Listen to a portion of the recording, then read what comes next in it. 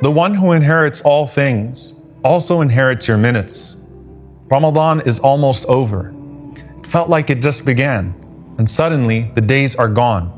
The nights thinned out and the moon is about to slip beyond your sight again. And it's not just Ramadan that's slipping. You're slipping.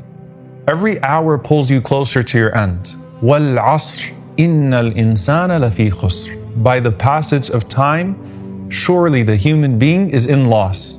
إِلَّا الَّذِينَ آمَنُوا وَعَمِلُوا الصَّالِحَاتِ وَتَوَاصَوْا بِالْحَقِّ وَتَوَاصَوْا بِالصَّبْرِ. Except for those who hold on, who believe and do good, and keep reminding each other of truth and sabr. That fear of time escaping is real. But here's the comfort. You were never lost in time. You were being held through it. The Prophet ﷺ used to say in his dua, Allahumma anta al-awwal, falaysa qablaka shay. Wa anta al-akhir, falaysa ba'daka shay. Wa anta al-zahir, falaysa fawqaka shay. Wa anta al-batin, falaysa dunaka shay. O Allah, you are al-awwal, the first, and there's nothing before you. And you are al-akhir, the last, and there's nothing after you. And you are al-zahir, the most apparent, and there's nothing above you. And you are al-batin, the most near, and there's nothing nearer than you. 4 names in a single breath, and they frame your entire existence from beginning to end, from outward to inward. And they serve as a map of everything you're trying to hold on to before it slips away. The first and last moments, and what you can and can't see. Let's start with the name Al-Awwal, the first. There were some people from Yemen that came to accept Islam with the Prophet ﷺ. And they said, we have come to you to learn the religion. Nas'aluka an awwal al-amr. And we want to know, what was the beginning of this universe? So the Prophet ﷺ said, Kan Allah wa lam yakun shay'un qablahu. There was Allah and nothing else before him. Pause with that for a moment and think about nothing else existing but Allah. It's an incredible feeling, and subhanAllah, when I ponder upon Al-Awwal, I feel like everything else disappears while I'm making dua. He was there before your beginning, before the first star lit up, before the first breath was drawn, before time itself had a clock to tick. He was, He is, without beginning. And you didn't stumble into existence by accident. You were thought of and designed and intended before a single human being was even created. So Allah pairs one name with the ones that the Prophet ﷺ mentioned. هو الأول والآخر والظاهر والباطن وهو بكل شيء عليم. He is the first and the last and the manifest and the hidden, and He is Alim, the knower of all things. Not only did He know what to do with time, but He knew how to schedule it for everybody else. And remember the day that your soul was already introduced to Him before your mother even knew that she was pregnant with you? And He said to you, Alastu bi rabbikum? Am I not your Lord? Bala, yes. Your yes to Him precedes you being able to even say your first word here. You're calling upon the one who wrote your name before you even had a tongue to say it. He measured your first Ramadan before you even saw a moon. And I could go on, but the point is, Inna lillah, we belong to Allah. Everything belongs to Allah. So when you feel like you're running out of time, remember the one who started everything started you too. You didn't appear out of nowhere. You came from Him. And that means you were never an accident, never a mistake, never without purpose. Every moment that you've lived has been under His eternal gaze. And every breath that leaves you is only returning to the one that it came from in the first place. وَإِنَّا إِلَيْهِ رَاجِعُونَ. To Him we all return. And He is Al-Akhir, the last. There's a moment where every single creature will once again be non-existent. Everyone is dead. Even those angels that descend on Laylatul Qadr, gone. Even Jibreel, Shadidul Quwa, dead. كُلُّ مَنْ عَلَيْهَا فَانٍ وَيَبْقَى وَجْهُ رَبِّكَ ذُو الْجَلَالِ وَالْإِكْرَامِ. Everything else perishes, and only your Lord Himself in His majesty and glory remains. He will remain when you're gone, and He will still hold you in the end. When the skies are rolled up like scrolls, when the mountains crumble into dust, when empires fall and names are forgotten, He remains. Al-akhir doesn't mean the end in the way we fear endings. It means permanence. It means that when everything else fades, He is just as there as He always was. And because of that, He allows the ones who love Him to remain in His nearness. That person who stood in a corner at night and remembered Allah and shed tears for Him, as soon as He reconstructs and resurrects it all, He brings you right under the shade of His throne. Don't fear, for you are near. I never left you. I never forgot you. Your appointment isn't with time. It's with the one who remains when all time is dismissed. And suddenly, Inna lillahi wa inna ilayhi raji'un, we belong to Allah and to Him we return, becomes a statement not just of affirmation, but of longing. He was there at your first breath, and He will be there when you take your last. And He will still be there when your body is lowered into His earth and everyone else walks away. He remains. And just as Al-Warith keeps what remains after you, Al-Akhir meets you when it's all over.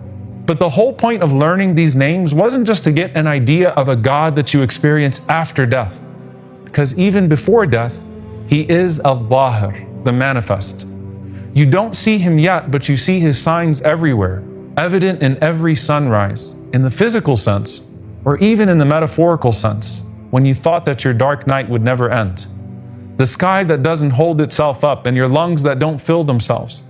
The moment of protection that made something just miss you, or that moment of relief after a despair that you thought would never go away.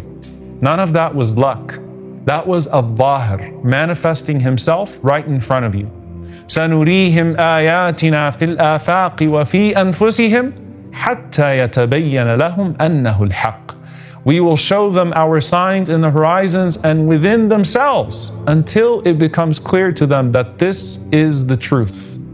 Open your eyes and you'll see His ayat on the horizon and within you. None of these are random occurrences or coincidences. They are all declarations that He is manifest. And in these last 10 nights of Ramadan, when you make dua and the answer arrives timed perfectly to your need, that is Al-Zahir. And even before that dua is answered, the way that you felt this month, like this is so real, and I experienced His closeness finally. Every moment of tawfiq to that feeling, every softening of the heart, every tear that finally fell in qiyam, it's Him, evident and near.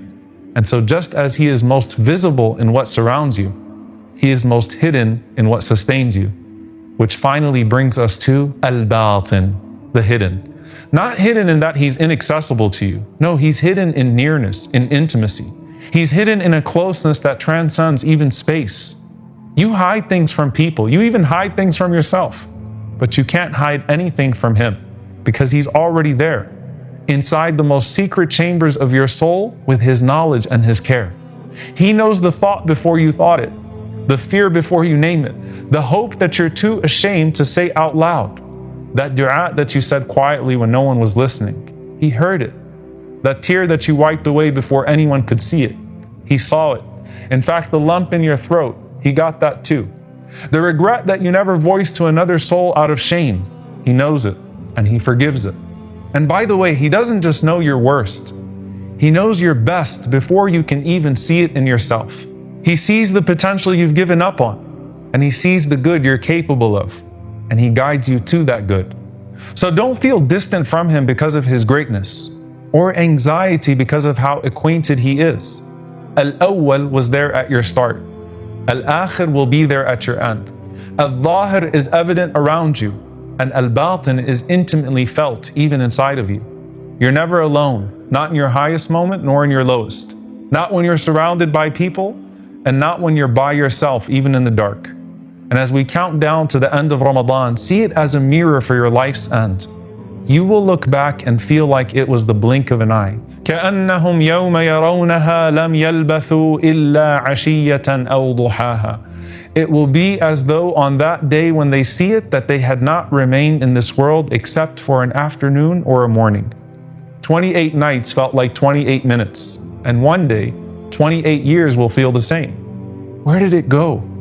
How did it pass so quickly? And the only thing that slows it down is His barakah, His blessing in your time. And there's no barakah except for doing for Him through Him and with His pleasure as your ultimate aim. And this is why the Quran keeps reminding you of time. Wal asr. And just as you wish you could go back and make the most of every night of this blessed month, you will stand on the day of judgment wishing you could go back and make the most of every moment you were given. But if you feel the weight of wasted hours, you may also feel the panic of days slipping away. So what do you do with the time that you still have left? Well, start by not squandering the two blessings that slip through most hands: health and free time. نعمتان مغبون فيهما كثير من الناس الصحة والفراغ. Two blessings that are worth so much that people fail to take advantage of: health and free time. And seize 5 before 5, your youth before your old age, your health before your illness, your wealth before your poverty, your free time before your busyness, and your life before your death. Because your last appointment is already set, but you don't control the calendar, only your choices. And then plant whatever you can, even if you think you've reached the end. The Prophet ﷺ said, if the hour is established and one of you still has a small plant in his hand and he's still able to plant it, then do so. Think about that. The sky is splitting, the earth is shaking, the horn is about to be blown, and you're holding a small plant. What's the point? It's not like you're going to see it grow. It's not like you're going to taste its fruit. It's not like you're going to benefit from it at all in this life. But He tells you to plant it anyway, because Al-Awwal brought you here to do the seemingly insignificant, and Al-Akhir will see it through after you're gone. Al-Jami' will gather it, Al-Warith will inherit it, and Al-Shakur will multiply it. You don't know what will come of it in this world, and you don't know how He will reward it in the next. Imagine your hand presses the seed into the soil, and then your hand fades. You're gone, but the plant is still there. It takes root, it grows, and then a single creature passes by and eats from it, finding nourishment in the shade of your intention. And then the sky falls apart and it's officially all over. But that deed, it's still with Him, recorded, preserved, rewarded. So don't be paralyzed by the thoughts of the end, of Ramadan or of death. Instead, live with the truth of these 4 names. Begin with Al-Awwal in intention. Aim for Al-Akhir in outcome. Look for Al-Zahir in the signs around you, and rely on Al-Batin with the secrets within you. Because He is the first and nothing was before Him. He is the last and nothing will be after Him. He is the manifest in every sign, and He is the hidden in every heartbeat. And between Inna Lillah wa Inna Ilayhi Raji'un, live like you know the one who holds both ends of the spectrum of time. Plant your seeds. Guard your prayers, give your charity, seek your forgiveness, and trust that the one who began it all will bring it to completion, بِبَقَائِهِ, by His keeping, not by yours. Ya Awwal, you were there before beginnings were written. Before my first breath, you already knew my name. Remind me that nothing starts without you, and that every good I begin is only by your permission. Let my first step in anything always be toward you. Ya Akhir, you remain when all else fades. When every name is forgotten, yours endures. Let my last breath be in your remembrance, and my last sight be upon your mercy. Ya Zahir, you are evident in every beauty, in the rise of the sun and the appearance of the moon. Let me see your majesty in all that surrounds me, until everything I witness becomes a door back to you. Ya Batin, you are nearer than my thoughts, closer than my pulse. You know the things I can't say, and forgive the things I can't hide. Preserve me in the unseen as you do in the open, and let my nearness to you outlast my time on this earth. وَلِلَّهِ الْأَسْمَاءُ